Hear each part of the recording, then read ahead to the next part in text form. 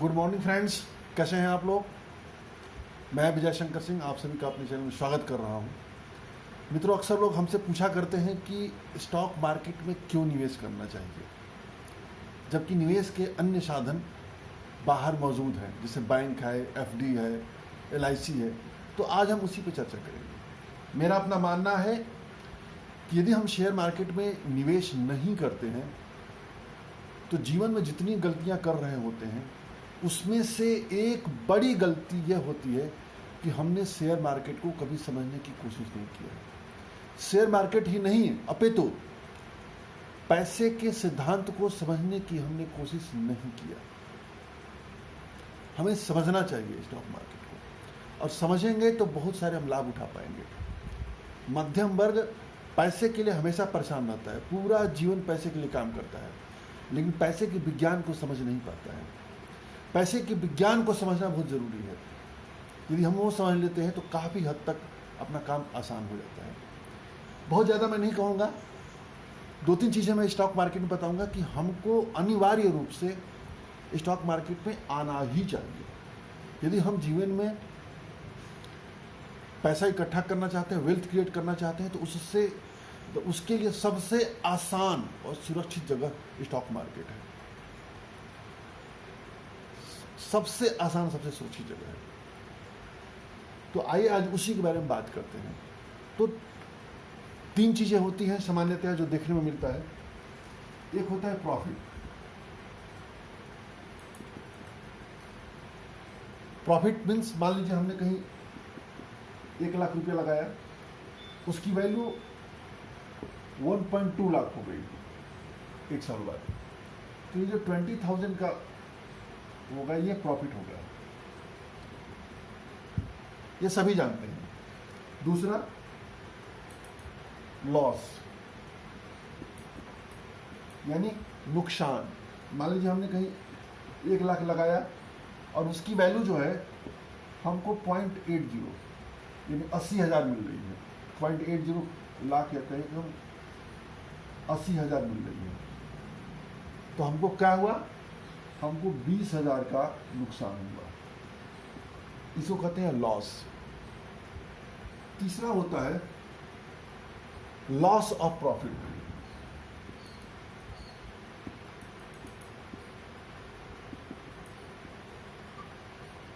इसको समझना बहुत जरूरी है। जब हम इसको समझ लेंगे तो बाकी आगे का जो समझ है वो काफी आसान हो जाएगी। लॉस ऑफ प्रॉफिट मतलब ये होता है कि हमने मान लीजिए कहीं 1 लाख रुपए इन्वेस्टमेंट किया, हमको वहां पर 1,35,000 मिलना चाहिए, मिल सकता है 1,35,000, और मिलता कितना है। मान लीजिए हमने 1 लाख रुपए लगाया और 1,20,000 रुपया मिला, यही वाला आंकड़ा उठा लेते हैं। तो ये जो 15,000 एक्स्ट्रा हमको नहीं मिला, हम उसको कहेंगे लॉस ऑफ प्रॉफिट, यानी लाभ का नुकसान। हम ज़्यादा लाभ प्राप्त कर सकते थे, हमने प्राप्त नहीं किया या हमको नहीं मिला। तो यदि हम स्टॉक मार्केट में निवेश नहीं करते हैं तो हमें जो है इसका सामना करना पड़ता है, लॉस ऑफ प्रॉफिट का। एक मैं कहानी कहूँगा, बहुत बढ़िया कहानी है, मोटिवेशनल कहानी है, कि एक आदमी था जिसका सपना था कि वो क्रूज पर जाए। क्रूज मतलब पोत पर जाए, छुट्टियां मनाए, लेकिन गरीब था, पैसे उसके पास नहीं थे। खैर किसी तरीके से पैसे इकट्ठा किया और क्रूज पे गया। जो भी किराया था किराया पे किया, 1 हफ्ते पूरा घूमा, सेल्फी लिया, फोटो लिया, जो भी लेना होता है सारे काम किया, जीवन के सारे आनंद उसने लिए। जब यात्रा खत्म हुई, जब वापस जाने लगा, तमाम यात्री जब वापस जा रहे थे तो क्रूज मेंबर्स ने इनको रोका कि भाई साहब, आप तो एक भी दिन क्रूज पर नहीं दिखे, न हमारे डिनर पे दिखे, न हमारे ब्रेकफास्ट में दिखे, न लंच में दिखे, न ही किसी पार्टी में दिखे। किसी भी सर्विस में जो हमारे द्वारा दिया जाता है, हमारे यहाँ जो सर्विस प्रोवाइड की जाती है, उसका आपने एंजॉय नहीं लिया। तो क्रूज मेंबर्स को जवाब दिया उस आदमी ने, भाई ऐसा है कि मैंने किराया किसी तरीके से पे किया था, मेरे पास पैसे नहीं थे एक्स्ट्रा, इसलिए मैं अपने घर से खाने पीने का खर्चा खाने पीने का सामान लेकर आया था। तो क्रूज मेंबर्स ने कहा कि क्या आपको यह पता नहीं था जो आपने किराया पे किया है उसमें खाने पीने पार्टी का सबका किराया भी इंक्लूड था। अब उसको झटका लगा, रही ये क्या हो गया, हमने इसको क्यों नहीं जानने की कोशिश किया। जीवन में इसी तरह होता है, बहुत सारी चीज़ें सामने से गुजर रही होती हैं जिसको हम देखना नहीं चाहते हैं, या हमारे आंखों के सामने एक पर्दा होता है, हम समझ नहीं पाते हैं, और यदि हम उसको देखें तो ढेर सारे हम उसके लाभ उठा सकते हैं। स्टॉक मार्केट भी वैसा ही है, हमारे मन में, हमारे आसपास के माहौल को देख करके, न्यूज को देख करके एक भ्रम है। भ्रम ये है कि ये जुआ घर है, भ्रम ये है कि यहाँ नुकसान होता है। उस भ्रम को, और दूसरा एक और भ्रम है कि ये बहुत पैसे वालों का गेम है। नहीं, ऐसा नहीं है। उस भ्रम को निकालना पड़ेगा, उसको दूर करना पड़ेगा, और जो अपॉर्चुनिटी यहाँ पर मिल रही है उस अपॉर्चुनिटी को हमको देखना पड़ेगा। तो यदि हम उस अपॉर्चुनिटी को देखते हैं मित्रों, तो स्टॉक मार्केट में जो वेल्थ क्रिएट होता है कहीं भी वेल्थ क्रिएशन नहीं होता है। इसके आगे चलते हैं। उम्मीद है हमने काफ़ी चीज़ें अच्छी बताई है और अभी बताने की कोशिश कर रहा हूँ। दूसरा जो कारण होता है वो कारण होता है इन्फ्लेशन।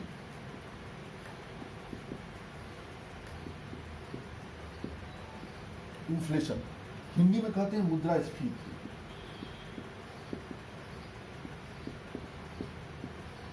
या मुद्रा प्रसार, ये मुद्रास्फीति कहते हैं। हर महीने आंकड़े आते हैं कि इस महीने मुद्रास्फीति इतनी घट गई, इतनी बढ़ गई। बहुत सारे लोगों के मन में ये सवाल आता है, जैसे मुद्रास्फीति की दर घट जाती है तो कहते हैं कि जब मुद्रास्फीति की दर घट गई तो महंगाई क्यों नहीं कम हो रही है। महंगाई कम कभी नहीं होगी। दरअसल जो मुद्रास्फीति होता है, तो इन्फ्लेशन होता है, वो महंगाई बढ़ने की दर होती है। महंगाई बढ़ने की दर होती है,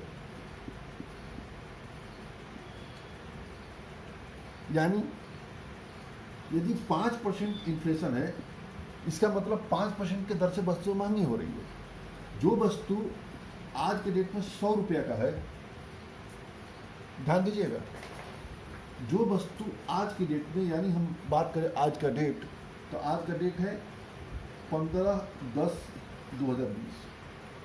15/10/2020 को कोई वस्तु मतलब हम मार्कर ले लेते हैं, इस मार्कर की कीमत मान लीजिए 100 रुपया है। यदि 5% इन्फ्लेशन चल रही है तो 15/10/2021 में इसकी कीमत 105 रुपये हो जाएगी। तो अब यदि ये 7% होता तो ये 107 हो जाता। तो आर्थिक जानकारों का मानना है कि जो हमारा पैसा रखा हुआ है, हमारा पैसा भी इस दर से कम बढ़ना चाहिए। यदि नहीं बढ़ता है तो हमें नेट प्रॉफिट नहीं होता है, नुकसान होता है, क्योंकि हम इन्फ्लेशन को बीट नहीं कर पाते। इन्फ्लेशन को बीट करना बहुत जरूरी है, बहुत ज़रूरी है। और सबसे अच्छा जो धन होता है, सबसे अच्छा धन होता है वो लिक्विड धन होता है, यानी जो हमारे पास रखा हुआ हाथों में धन है, सबसे अच्छा धन होता है। हम उसको कभी भी किसी रूप में कन्वर्ट कर सकते हैं। हमको पानी पीने की इच्छा है, गए एक बोतल खरीद लिए। हमें व्हाइट बोर्ड खरीदने की इच्छा है, पैसा दिए व्हाइट बोर्ड खरीद लिए। हमें खाने पीने को होटल में खाने पीने की इच्छा है, पैसा दिए खाना खा लिए। मीन्स कि पैसे को लिक्विड कहते हैं। लिक्विड मीन्स क्या है कि वो किसी रूप में कन्वर्ट हो जाता है। जैसे पानी है, पानी एक लिक्विड है। पानी को जिस भी बर्तन में रख दीजिए उसका आकार ले लेता है, वो लिक्विड है। तो धन भी एक लिक्विड होता है, उसको हम जिस रूप में चाहेंगे उस रूप में परिवर्तित कर सकते हैं। हम उस पैसे के बजाय वो चीज़ें हम खरीद सकते हैं, ले सकते हैं। तो सबसे अच्छा धन लिक्विड होता है। सबसे बढ़िया हम अपने पास धन इकट्ठा करते रहें। लेकिन यदि हम धन इकट्ठा करेंगे तो ये जो इन्फ्लेशन है, उस धन के प्रभाव को लगातार कम करता जाता है। एक साल 5%, अगले साल 5%, अगले साल 5%। यदि हम एक सामान्य आंकड़े की बात करते हैं, यदि 5% ही इन्फ्लेशन होता है, यदि हम कुछ न करें, धन को सिर्फ अपने हाथों में रखे रहें, तो अगले 5 सालों में जो उसकी वैल्यू हो जाती है 75,000 से भी नीचे हो जाती है। यानी जो सामान आज हम 1 लाख रुपए में मतलब क्या कहूँ, 1 लाख रुपए के बराबर जो हम सामान खरीदेंगे आज की डेट में, 5 सालों बाद हम 75,000 रुपये के बराबर सामान खरीदेंगे। तो सोचिए, इन्फ्लेशन लगातार हमारे पैसे को नुकसान कर रहा है। तो इन्फ्लेशन के प्रभाव को समझना बहुत जरूरी है। हम नहीं समझेंगे तो गलती करेंगे। अब देखिए, इन्फ्लेशन यदि आप बात करें, सामान्यतः देखा जाता है कि 5%, 6% के आसपास मुद्रास्फीति चलती है, लेकिन अलग अलग जगहों पे मुद्रास्फीति अलग अलग होती है। जैसे हम खान पान की बात करें तो यहाँ मुद्रास्फीति सामान्यतः 5% होती है। यदि आप घूमने फिरने की बात करें, कहीं बाहर घूमने फिरने की, 10 से लेकर 12% का मुद्रास्फीति चलती है। यदि आप बात करिए पढ़ाई लिखाई की, तो यहाँ मुद्रास्फीति 15% होती है। और यदि आप चिकित्सा की बात करें, हॉस्पिटल खर्च की बात करें, मेडिकल वगैरह एक्सपेंसेस की, तो 20% के आसपास मुद्रास्फीति चलती है। अब आप अपने आसपास देखिए कि पढ़ाई कितना महंगा हो गया है। हम लोग पहले थे तो जितने की साल भर की फी होती थी, आजकल छोटे छोटे बच्चों का फी लग रहा है 15% 10%। हॉस्पिटल के खर्चे देखिए, हर 3 साल 4 साल में 2 गुना हो जा रहा है। जिस तरह से दवाएं महंगी होती जा रही है, हॉस्पिटल खर्ची महंगी होती जा रही है। तो हम यदि पैसे को रखेंगे तो हम कैसे मैनेज कर पाएंगे? हम नहीं मैनेज कर पाएंगे। हम अपने बच्चे का भविष्य पहले ही कर्ज की जाल में डाल देंगे, क्योंकि एजुकेशन लोन ले करके पहले इसके ऊपर EMI का खर्चा दे देंगे। बहुत जरूरी है इसको समझने की। और यदि अब आप बात करिए कि ये जो इन्फ्लेशन चल रही है, और हम जो परंपरागत रूप से पैसा लगाते हैं, पैसा कहाँ लगाते हैं? सबसे ज़्यादा लोग पैसा कहाँ लगाते हैं? FD में, PPF में, NSC में,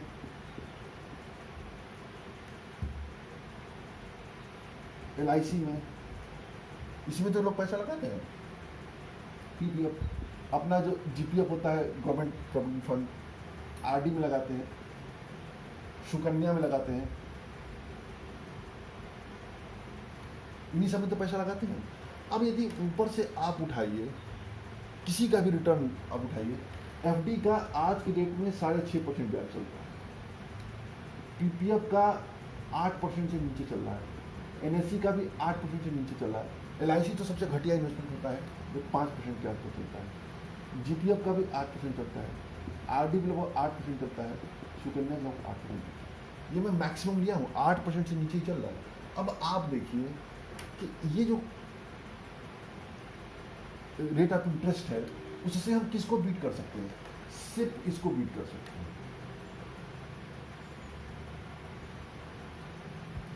अन्यथा हम किसी और को बीट नहीं कर सकते।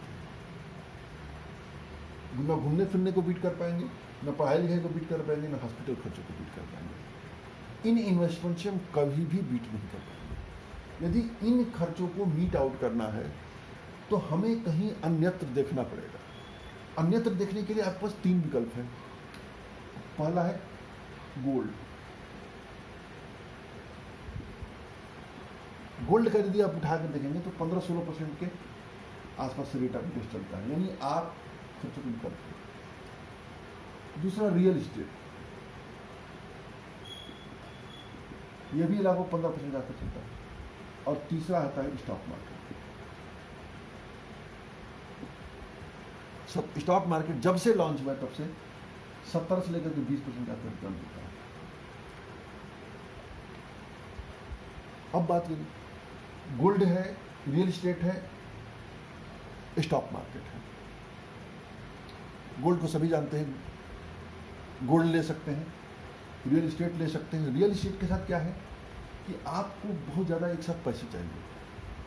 कहीं भी मान लीजिए आपने एक प्लॉट लिया, 20 लाख 25 लाख का प्लॉट लिया, उस प्लॉट को यदि आप समय पर बेचना चाहते हैं तो समय पर बिक भी नहीं पाता है, कई महीनों इंतजार करना पड़ेगा। सबसे बड़ी दिक्कत क्या है कि मान लीजिए आपको एक छोटा सा अमाउंट पैसे की जरूरत है। फॉर एग्जाम्पल तो मान लेते हैं 10 लाख का प्लॉट लेकर उसमें 2 लाख रुपए की आपकी जरूरत है, और आप चाहते हैं कि इस कॉर्नर को बेच करके हम 2 लाख रुपए इकट्ठे करें। क्या कॉर्नर बिक जाएगा? नहीं बिकेगा। तो इसकी अलग समस्या है। जो भी निवेश साधन है सबके अपने अलग अलग समस्याएं हैं। रियल एस्टेट में, स्टॉक मार्केट में जब चाहेंगे जैसे चाहेंगे वैसे पैसा मिल जाएगा। तो इसकी अलग अच्छाई है, इसकी अलग बुराई है। तो स्टॉक मार्केट में सबसे इसमें जो सुंदर विकल्प होता है वो स्टॉक मार्केट होता है, सबसे बेहतरीन। गोल्ड में रख रखाव का खर्चा होता है। गोल्ड में लोग ज्वेलरी लेते हैं, ज्वेलरी जाने पर सुनार बट्टे काट लेते हैं, तो ज्वेलरी तो लेना ही नहीं चाहिए। गोल्ड ले तो गोल्ड का सिक्का लेना, उसके भी रख रखाव खर्चा, इसलिए ETF लेना चाहिए। और स्टॉक मार्केट सबसे आसान होता है, सबसे सुरक्षित होता है। हमारे पास 100 रुपया भी है ना, तो हम 100 रुपये के बराबर शेयर ले सकते हैं। 100 रुपये वाला शेयर लेना। और यदि आप स्टॉक मार्केट में ये 17-20% तो सामान्य है, आप 10 साल समय दे देते हैं, जितना हम समय इसमें सब में देते हैं, इतना समय यदि धैर्यपूर्वक यहाँ दे दिया जाए तो 10 साल में मैं बता रहा हूँ मिनिमम जो एक जो स्टॉक होता है, जो भी पोर्टफोलियो होल्ड करेंगे, पोर्टफोलियो में 70-80% जो स्टॉक्स होंगे वो 10 टाइम्स के ऊपर होंगे 10 साल में, 10 टाइम्स के ऊपर होंगे। लेकिन वो एक दिन में नहीं होगा। आप चाहेंगे कि अगले दिन बढ़ना शुरू कर, नहीं होगा। तो जब तक आप लिए हुए हैं, हो सकता है तो 50% निगेटिव रिटर्न भी देगा। हमको 50% निगेटिव रिटर्न देना, तो हमको होल्ड करना है उसको, तो उसको देखते हुए काम करना है। हमें करना क्या है, बहुत ज़्यादा रिसर्च करने की जरूरत नहीं है। जो अपने आसपास प्रोडक्ट हम यूज करते हैं, हम उसके शेयर ले रहे हैं। आसपास प्रोडक्ट क्या, घर में किस ब्रांड के कपड़े पहनते हैं, गाड़ी कौन सा है, जूता चप्पल किस कंपनी का पहनते हैं, घर में पेंट किस कंपनी का लगाते हैं, बिजली जो जल रहा है बिजली का प्रोडक्ट किस कंपनी का है, गाड़ी कौन सी है अपने पास, किस बैंक में अकाउंट है, ये सब चीज़ों का हम रिसर्च करें और सिर्फ उन्हीं के शेयर ले रहे, बस शेयर लेते रहें और सिर्फ धैर्य और अनुशासन रखें। धैर्य किस चीज़ का, यह हमको पैसा बना के देगा, समय देंगे। अनुशासन इस चीज़ का कि हमको लगातार इसको करते रहना है।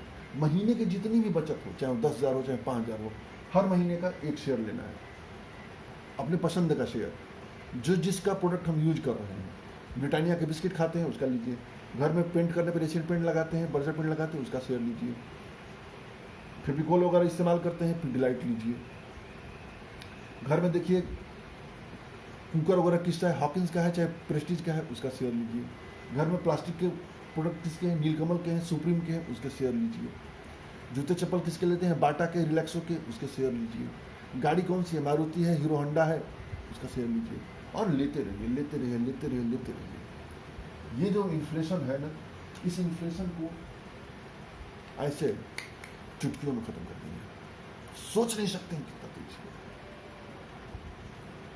ये सारे इन्फ्लेशन प्रभाव खत्म हो जाएंगे और जो वेल्थ क्रिएट होगा अलग होगा। और वो वेल्थ क्रिएट मित्रों अपने हम पीढ़ियों को भी देकर जाते हैं। मैं एक सामान्य बात करूं कि यदि हमें बड़ा बनना है तो कुछ तो करना ही पड़ेगा। आप सिर्फ 1 लाख रुपया लगा के छोड़ दीजिए और एक 20% के हिसाब से CAGR की तरफ से ग्रो करता रहे, 50 साल बाद 60 साल बाद कितनी वैल्यू हुई मालूम चलेगा? 500 करोड़ से ऊपर की वैल्यू होती है 50-60 साल बाद, और छोड़ देंगे तो पता नहीं कितने करोड़ हो जाएगी। हम रहें या न रहें, हमारे पैसा रहेगा, और इस पैसे से बहुत सारे काम होंगे। फ्री का हॉस्पिटल, फ्री का कोई कॉलेज, जो नाम है उस नाम के बारे में कल्पना करिए। अल्फ्रेड नोबल की मैं एक और कहानी कहूँगा। अल्फ्रेड नोबल के बारे में सभी जानते हैं कि उसने डायनामाइट का आविष्कार किया था, स्वीडन का रहने वाला था। एक दिन यह अफवाह फैली कि अल्फ्रेड नोबल की डेथ हो गई। दूसरे दिन न्यूज में आई, मौत का सौदागर मर गया, क्योंकि डायनामाइट विस्फोटक होता है। अल्फ्रेड नोबल ने जब उस न्यूज को पढ़ा, बहुत दुखित हुआ कि क्या मुझे दुनिया इस नाम से जानेगी, मौत के सौदागर नाम से। फिर उसने कुछ सोचा, अपने विचार में परिवर्तन किए और नोबेल पुरस्कार की स्थापना किया। नोबेल पुरस्कार की, और नोबेल पुरस्कार आज के दिन 6 क्षेत्रों में दिया जाता है। दुनिया की सबसे ज़्यादा सम्मानित और सबसे ज़्यादा पैसे वाली पुरस्कार है। और वो पैसा कहाँ से आता है? उसके फंड की ब्याज से। उसका भुगतान कोई गवर्नमेंट नहीं करती है, उसके फंड से आता है। यदि हम 1 लाख रुपया लगा के छोड़ दें, उसका कायदे से बिल बना दें, तो ये जो 500 करोड़ का दिख रहा है वो कई हजार करोड़ में कन्वर्ट होगा, कई हजार करोड़ में कन्वर्ट होगा। जब कई हजार में कन्वर्ट होगा तो क्या लगता है कि कोई हमारे नाम से कुछ नहीं कर सकता? हो सकता है मित्रों, सोचने की जरूरत है, ध्यान देने की जरूरत है। तो आज के लिए इतना ही। जय हिंद, जय भारत। वीडियो कैसा लगा तो बताइए, और यदि अच्छा लगे तो शेयर करिए, लाइक करिए, कमेंट करिए, हमें अच्छा लगेगा। ये जो कहानी अल्फ्रेड नोबेल वाली थी, मैंने भी कहीं सुनी थी, मैंने बता दिया। जय हिंद, जय भारत।